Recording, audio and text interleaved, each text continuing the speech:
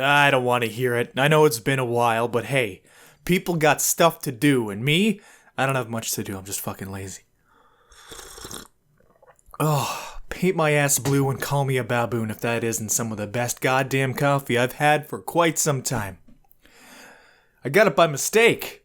I went to Godiva, like I usually do, to pick up their mixed truffles, cause goddamn do I like me some decent chocolate. And in the same place they put the mixed truffles, they put truffle chocolate coffee mix stuff. You know, the stuff you put in a coffee machine. And I just picked it up instinctively because I am a creature of habit. And when I got home and stuck my hand in to grab a truffle, I had coffee shit all over my fingers and I was really confused. But then I tried the coffee, and goddamn if it wasn't some of the best goddamn coffee I've ever had. So enough about me, giving myself a little rub on some coffee.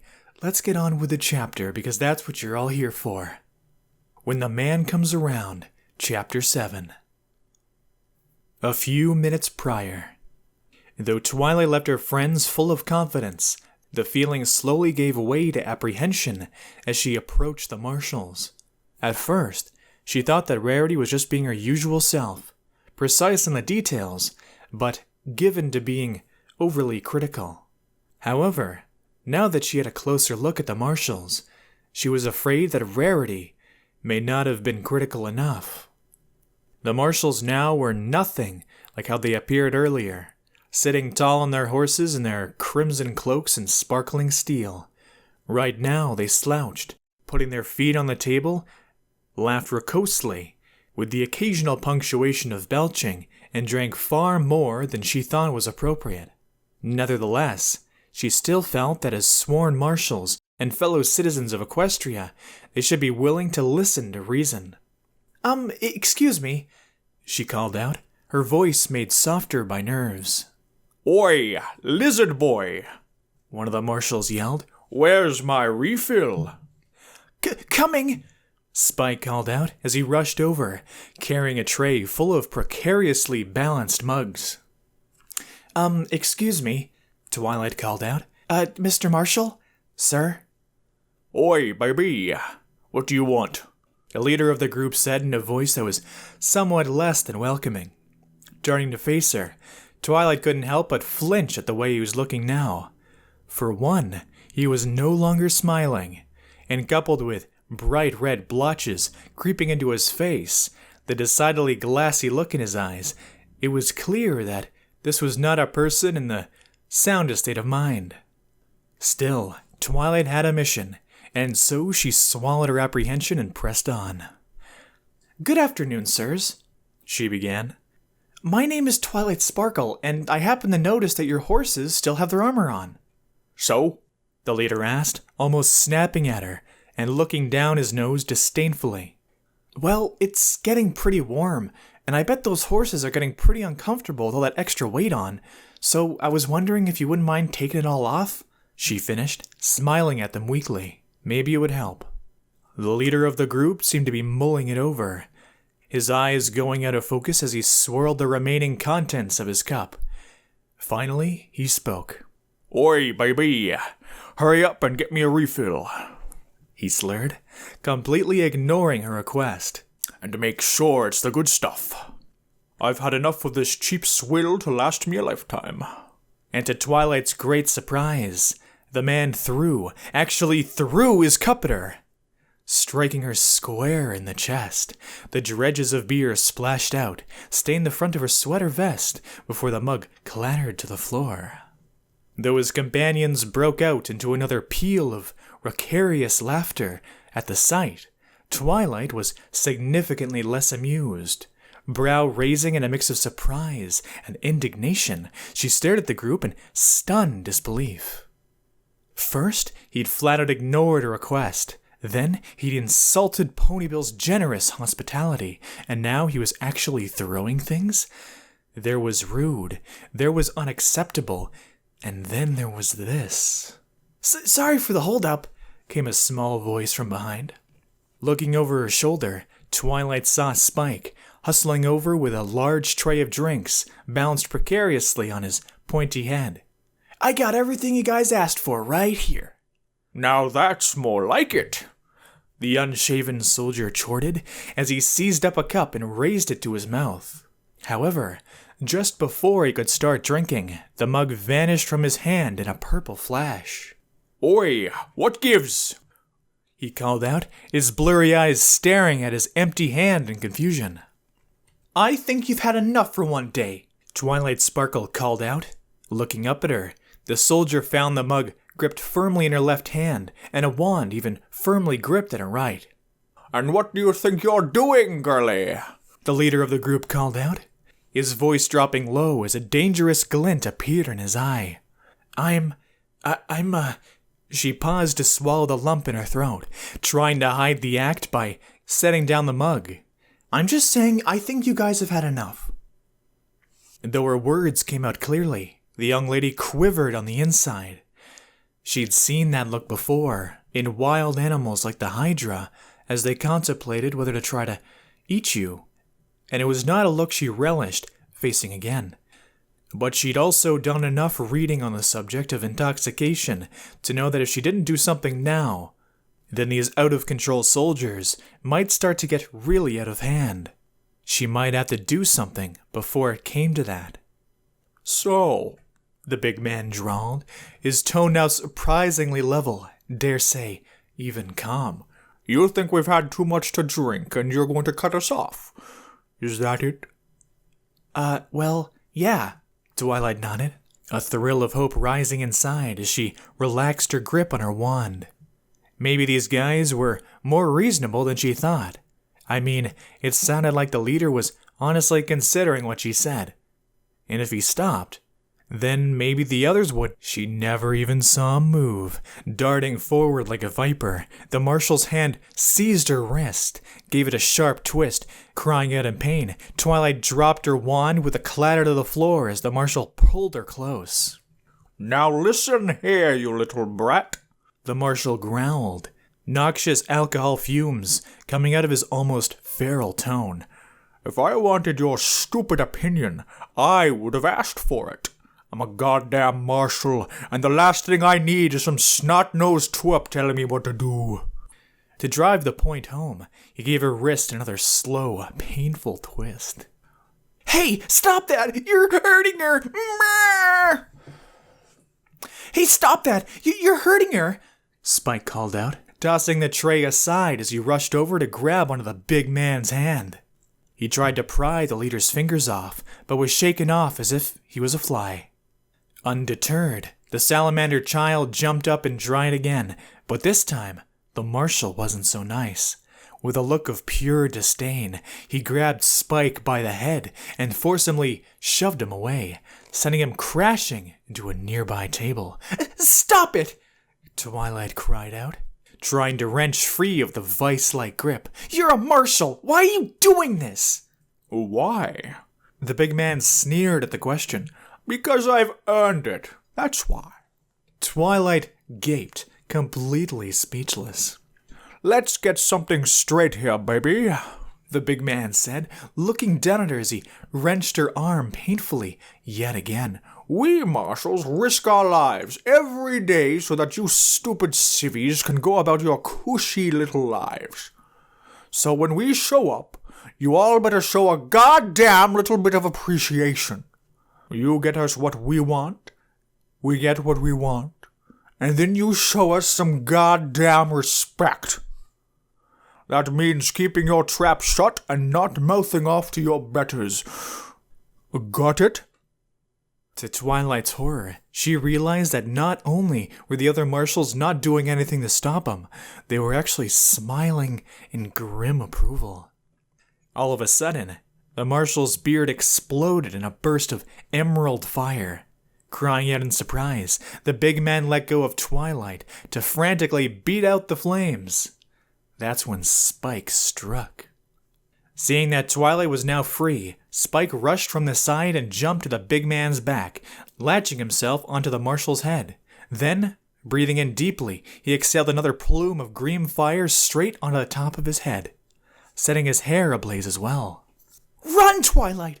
Spike called out as he hung on for dear life. "Hey, get out of—" From where Twilight had fallen, she had a clear view of what happened next. Reaching back, the leader of the marshals grabbed Spike by the neck, forcibly pulling him off, obviously oblivious to the claws raking his cheeks as the little boy resisted. Once off, the big man held Spike dangling in front and stared at the boy with murderous intent. "Oh, that was a big mistake, lizard boy," the marshal said as he drew back his other arm and punched Spike straight across the jaw. The little boy instantly went limp, and the big man dropped him to the floor in a crumpled heap. Spike wasn't moving. That's when Twilight screamed. Twilight picked up her wand, teleporting one marshal inside of the other in a gory display of madness. Both marshals screamed in agony as they were now fused by flesh. In a fiery display of screaming and anguish, they both bled out onto the floor.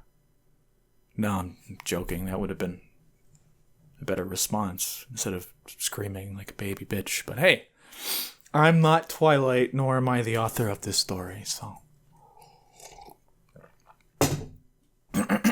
pretend I said nothing. For a moment, the people surrounding the group froze, unsure of what to do.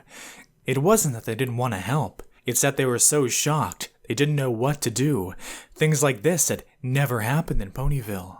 The big marshal gently touched his face, his fingers coming back red where the salamander child's claws had drawn blood. At first, he simply stared at it, not sure of how to react. But the moment of indecision passed, and without a second thought, the martial leader pulled forth his spell gun and pointed its gleaming silver barrel directly at Spike. "Stop!" Twilight cried out, jumping in front of the barrel to cover the unconscious boy. "You can't do this!" "Can't I?" the big man asked, the calmness of his voice barely concealing a seething mass of fury underneath. "As a marshal, I have every right to respond to threats with deadly force.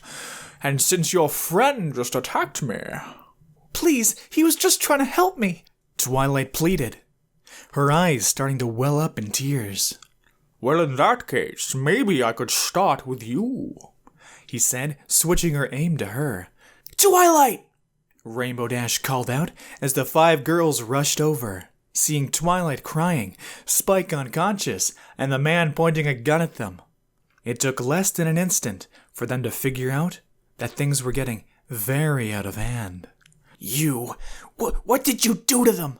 Rainbow Dash shouted furiously, and took a few steps towards the marshals. Others in the crowd joined in. They may have started earlier, but these were Ponyville folk. You did not just threaten friends of theirs and get away with it. The marshals, however, simply chuckled. "Oi, baby, that would be a bad move," the one with the large gut said. "You ever see what a spell gun can do?" "I ain't scared of you, or your pea shooter," Rainbow Dash yelled, rune wing frame flaring to life as she rushed forward. But Applejack grabbed her before she could take 2 steps. "Whoa there, Nellie," she whispered to her struggling friend. "I know how you feel, but rushing in and getting yourself killed ain't gonna help the situation." "Smart move, cowgirl," the unshaven marshal cackled. "After all, only morons aren't scared of spell guns. But since you've never seen one before, I'll give you a special preview, baby. Just watch this. Pow."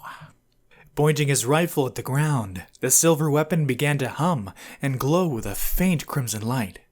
With almost casual ease, the marshal pulled the trigger and shot forth a blazing line of fire that struck the pavement and erupted in a roaring pillar of flame, twice the height of even the tallest man.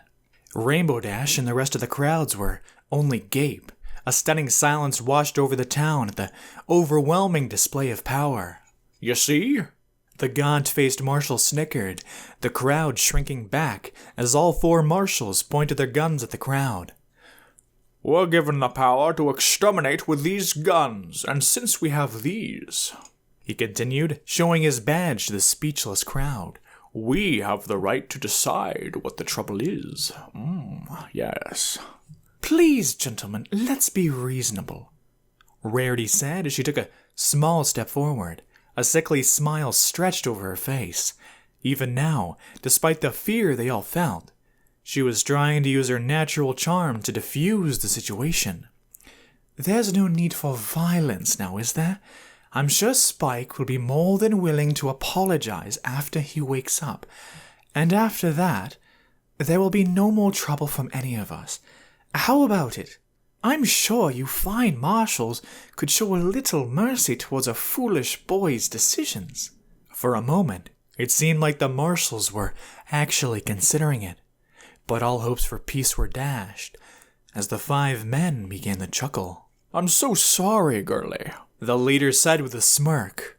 But I think this town doesn't have enough respect for the marshals, so you all sit back while I teach this brat and her pet some manners. Turning his back to them, he once again pointing his gun toward the pair. Oi, baby, don't worry. He sneered at Twilight. I won't end you here. A little scar on your pretty face should be enough of a lesson. Now hold still, he said, leisurely taking aim at her face. Wouldn't want to accidentally put an eye out, now would I? Twilight did her best to hide Spike behind her as she squeezed her eyes shut, waiting for the inevitable blow to fall. The marshal's spell gun began humming as the same crimson glow appeared. His finger tightened on the trigger. Run! A booming voice echoed through the crowd just before a deafening clap of thunder roared. The townspeople screamed and ran for cover, instinctively following the firm command as a brilliant flash of light lit up inside the pavilion. A cry of pain rang out from the tent. Twilight! The 5 girls called out, heads covered and huddled on the ground, unable to see or hear anything, but unwilling to run and abandon their friend. Soon, the light receded and the thunderous did faded, and the 5 girls looked up anxiously to see what had happened to the 6th. Wow, that chapter is a lot shorter than I thought it was. Sorry for that horrible voice. It probably sounded like absolute ass, but I don't know. Alright, and that's chapter 7. 1 chapter left, and then I'm finished. And by finished, I mean finished, because I'll make an update video or something. But, yeah. I'll see you later, baby. Yes. And my voice is already giving out. I haven't really talked this much in a while, but I'll see you next time. Ciao.